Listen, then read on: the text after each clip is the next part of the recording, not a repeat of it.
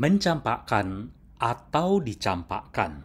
Ini adalah fase terberat dalam hubungan narsistik. Semua jadi gelap, ibaratnya seperti ada kabut hitam di sekeliling kalian. Kekuatan negatif yang belum pernah kalian kenal sebelumnya menguasai pikiran. Kalian putus asa, ingin si narsisis kembali seperti dulu lagi, menyayangi kalian agar kalian bisa rileks sebentar, untuk tarik nafas dan keluar sebentar dari himpitan emosional ini. Kalian belum sadar dan belum paham diri mereka sebenarnya. Mereka bukan teman kalian. Mereka adalah orang yang melakukan hal-hal buruk itu kepada kalian. Coba ingat lagi, mereka pasti bohong, main serong, dan biasanya juga pasti nyolong. Mereka hanya tertantang saat mengejar kalian dulu. Ada excitement di sana. Mereka itu selalu pengen apa yang mereka belum atau enggak miliki. Setelah kalian didapat, kalian akan dicampakkan begitu saja. Karena kalian nggak lagi menarik buat mereka. Bukan hanya dari sisi fisik, tapi kebersamaan dengan kalian itu bukan lagi hal menarik buat mereka. Halo, selamat datang di episode ke-7 Gedakai bersama saya, Aden Giri. Kali ini kita akan melanjutkan episode tentang siklus hubungan atau penganiayaan narsistik. Ini bagian kedua dan terakhir. Jadi setelah fase 1 idealisasi, kemudian fase 2 devaluasi, mereka akan masuk ke fase ketiga, yaitu mencampakkan, membuang, atau discard. Dan ada fase keempat atau fase bonus sebenarnya yang disebut menjerat kembali atau hoover. Ini bisa terjadi, bisa juga enggak. Sebelum ke pembahasan, saya minta bantuan kalian semua untuk subscribe, like, dan share agar channel ini bisa terus menghadirkan konten-konten bermanfaat buat kita semua. Sebenarnya, narsisis sudah berencana mencampakkan kalian sejak pertama kali kalian ketemu. Coba resapi dulu apa yang baru saja saya katakan ini. Kalau mereka mengatakan yang sebenarnya kepada kalian, bahwa mereka takut akan keintiman, nggak bisa merasakan cinta, nggak pernah setia, selalu berbohong, manipulator, apakah kalian mau sama mereka? Nggak mungkin kan kalian mau? Kenyataan yang perlu kalian pahami adalah permainan sudah selesai. Ya, semuanya adalah permainan. Dan kalian pemain yang dicampakkan, dikeluarkan karena nggak bisa main lagi. Udah cedera, udah sakit, udah nggak perform lagi. Makanya perlu digantikan oleh orang lain.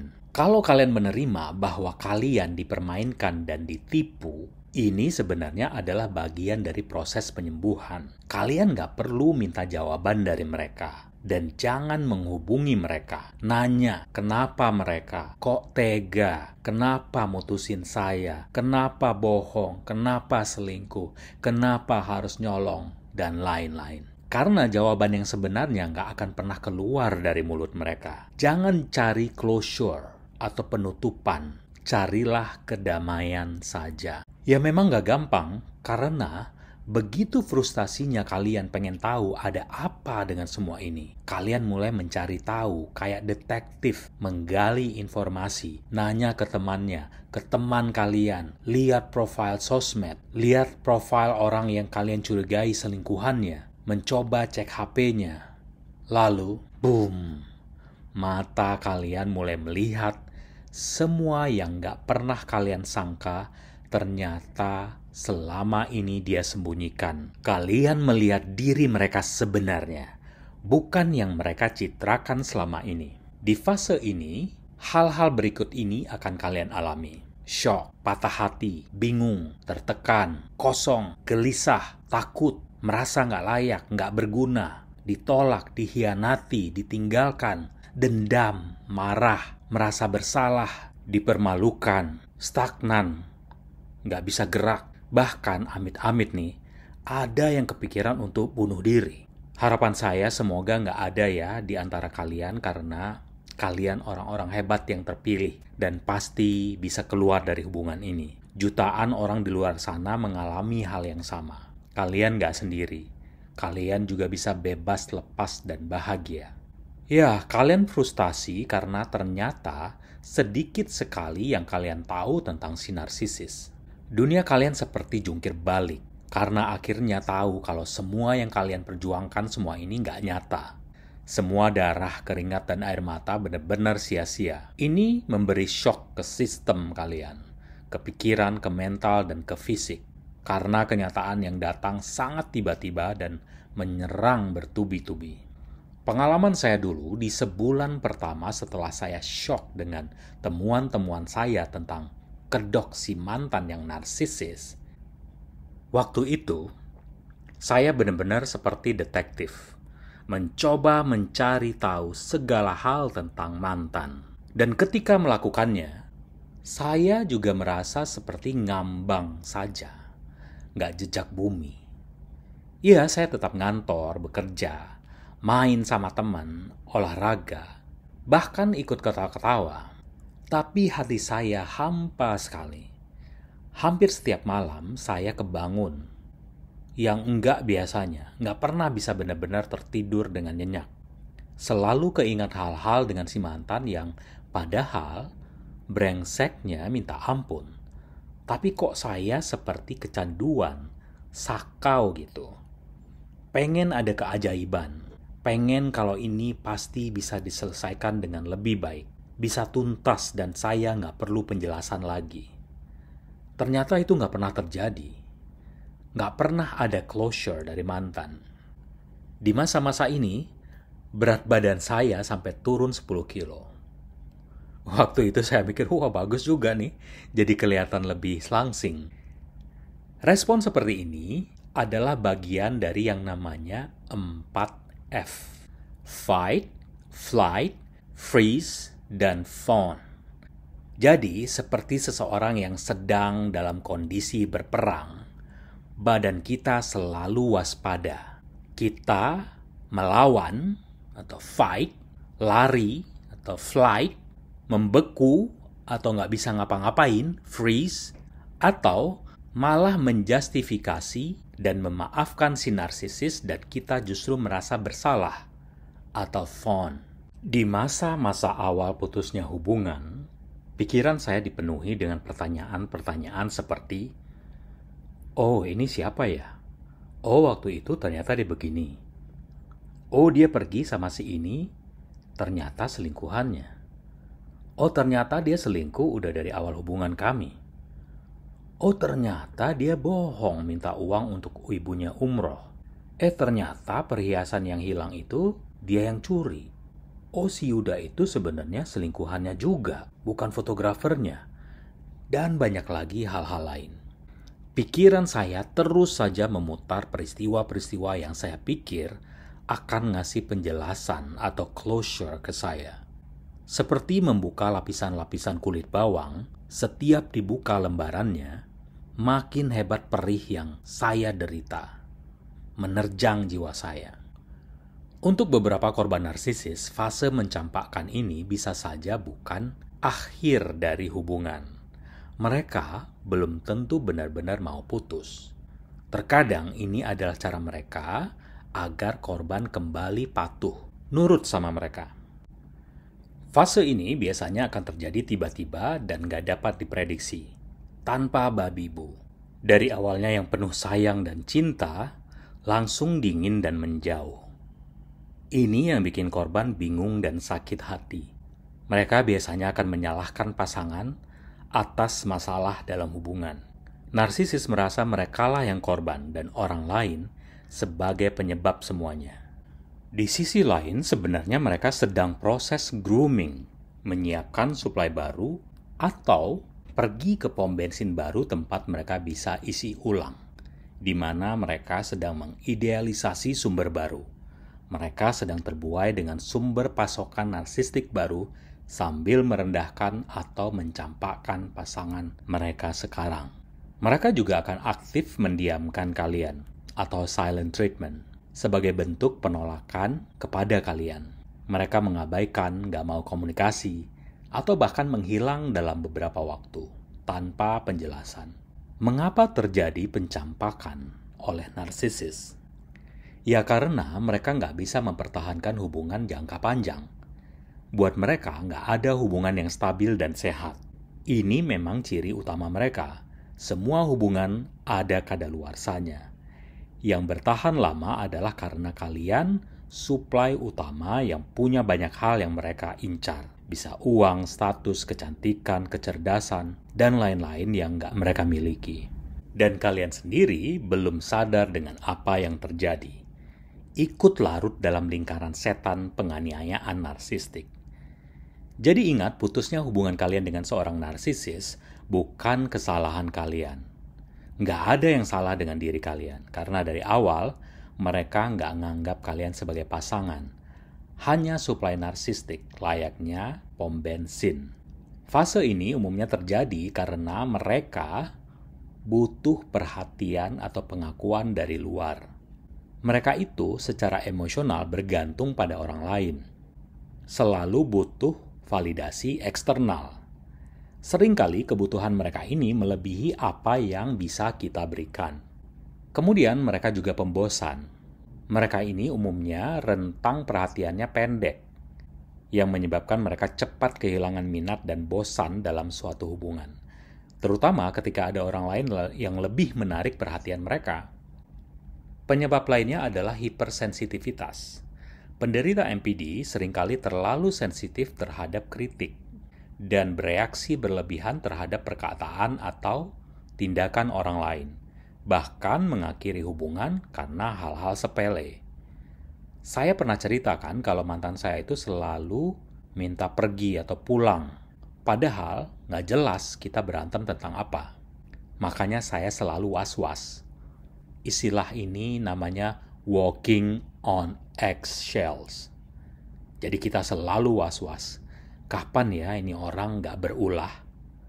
Jadi semua harus ngikutin ritme emosinya. Kemudian yang keempat, mereka itu seperti punggu merindukan bulan. Ekspektasi tinggi yang nggak realistis. Ketika mereka gagal untuk meraih standar tersebut, mereka jadi marah. Kemudian yang kelima adalah kompleksitas superioritas, di mana mereka meremehkan orang lain dan mengakhiri hubungan karena mereka pikir mereka berhak mendapat yang lebih baik. Mereka akan dapat yang lebih baik dari kita. Tapi sebenarnya mau secantik apapun, seganteng apapun, sekaya apapun, sepintar apapun, mereka tetap nyari lagi yang lain, pengen cari suplai baru. Kemudian yang terakhir, mereka kurang empati. Makanya gampang saja mutusin hubungan, karena mereka nggak peduli dengan perasaan dan keadaan orang lain. Sementara itu, korban akan merasakan gejala-gejala seperti PTSD, Post Traumatic Stress Disorder, yang biasanya dialami oleh tentara-tentara habis perang, atau korban bencana alam berat seperti tsunami, gempa, kebakaran, dan lain-lain. Tadi kan saya cerita ya tentang saya kebangun tengah malam, perasaan kosong dan ngambang, yaitu salah satu gejalanya seperti PTSD. Kita juga akan mengalami gejala rendah diri atau perasaan malu, meragukan diri sendiri dan rasa minder yang berlebihan. Kita nggak percaya lagi sama orang lain. Kita juga mengalami yang namanya luka keterikatan atau attachment wounds atau codependency. Ya kayak orang sakau yang kecanduan gitu, nggak bisa lupa, tetap pengen ketemu sama mereka, pengen kembali seperti dulu, pengen tetap hidup dengan mereka. Ya misalnya ketika mendorong troli belanja di supermarket misalnya, itu bisa bikin kita sedih bahkan nangis karena keingat dulu kita sering belanja bareng. Nah, gejala-gejala ini seperti gejala depresi di mana ada peningkatan kecemasan dan tentu saja perasaan kehilangan yang sangat dalam. Nah, setelah fase mencampakkan ini, kalian pikir, ini kayaknya saya sudah mulai tenang, bisa fokus nih ke hal-hal lain, seperti kerjaan, pengasuhan anak, dan lain-lain. Ternyata saya nggak tahu nih apakah keberuntungan atau justru kesialan. Tapi menurut saya ya, kalau kalian nggak mengalami fase keempat ini, justru kalian adalah orang-orang yang beruntung. Fase keempat ini adalah fase menjerat kembali korban atau hoover. Hoover ini secara harfiah diartikan seperti vacuum cleaner yang menghisap kembali.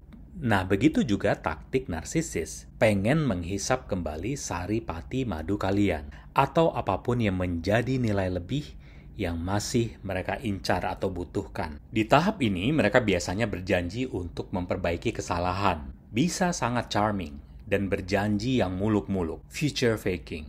Saya jadi ingat sebulan setelah kami pisah, dia mengirimkan video sungai di kampungnya tempat kami dulu sempat main. Saya suka banget sungai itu karena masih alami. Arusnya deras, berasal dari gunung dan mengalir ke laut di antara sawah-sawah. Cantik banget.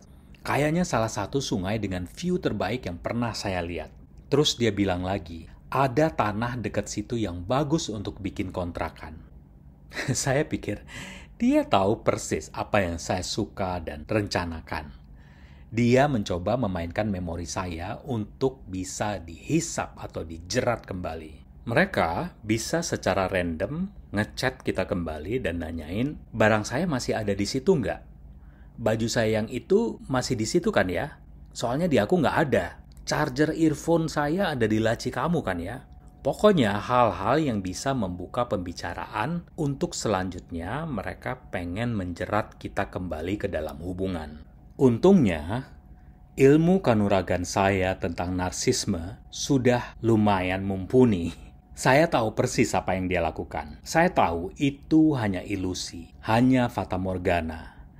Video chatnya tentang sungai cantik itu, ya saya tetap bales chatnya. Saya bilang, wah bagus banget ya. Kangen deh pengen main ke situ lagi. Waktu itu dia mungkin berpikir masih bisa menjerat saya kembali. Apakah saya pengen balik main ke situ? Mungkin, tapi ya pasti nggak pengen-pengen banget lah. Dan nggak mungkin sama dia lagi. Gile aja loh, Bro. Para korban yang nggak paham tentang hubungan narsistik akan bingung.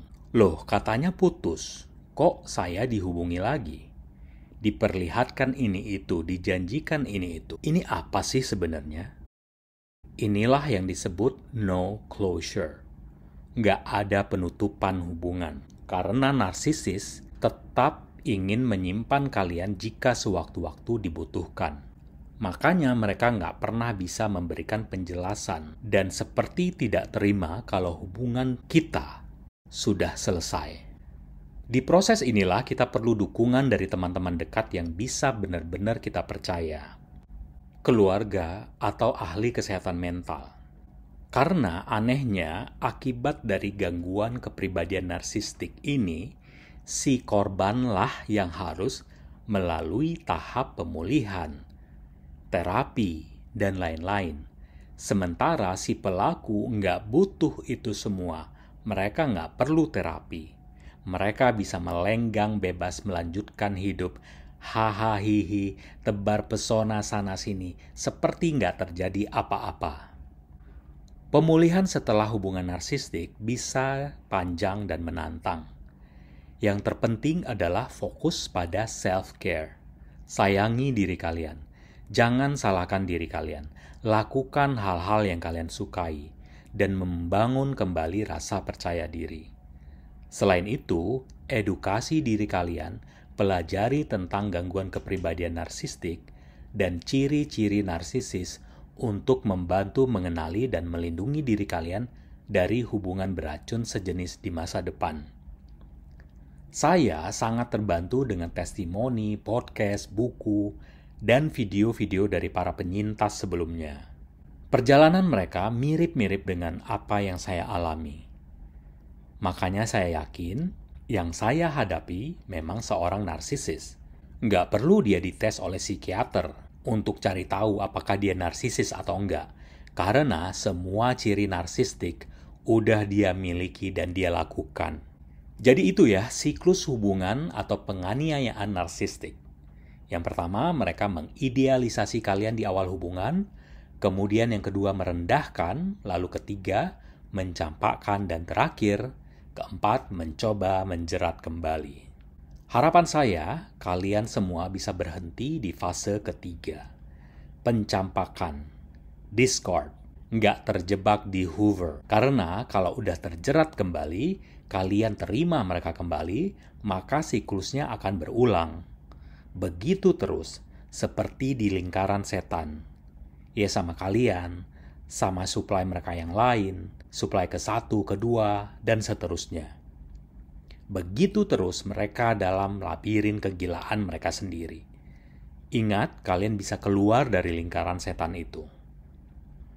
Coba tulis di kolom komentar bagaimana cerita kalian di proses pencampakan maupun penjeratan kembali, discarding atau hoovering. Saya yakin pasti banyak yang seru-seru ya ceritanya. Bagi kalian yang baru bergabung di channel Gerakai, tolong bantu saya untuk subscribe agar saya bisa tetap menghadirkan konten-konten lainnya. Jangan lupa di like dan share juga. Sekali lagi, kalian tidak sendirian, kalian bisa keluar dan pulih dari hubungan narsistik. Ada kehidupan indah di luar sana yang gak sabar menyambut diri kalian yang penuh kasih, penuh cinta, dan penuh empati. Karena kalian adalah orang-orang istimewa. Terima kasih atas perhatiannya, salam hangat, dan sampai jumpa.